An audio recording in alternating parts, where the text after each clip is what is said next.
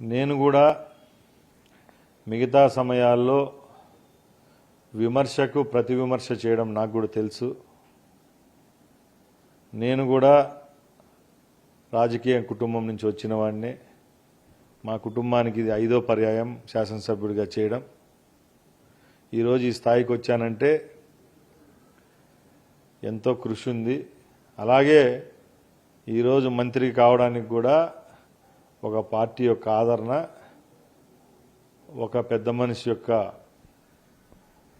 ప్రేమ ఏదైతే ఉంటుంది కాబట్టి ఈ స్థాయికి వచ్చాను. నేను కూడా ఇలాంటి సమయాల్లో ఇట్లా క్లిష్ట పరిస్థితిలో నన్ను ఒంటరి చేస్తానని వాళ్ళు అనుకుంటున్నారు.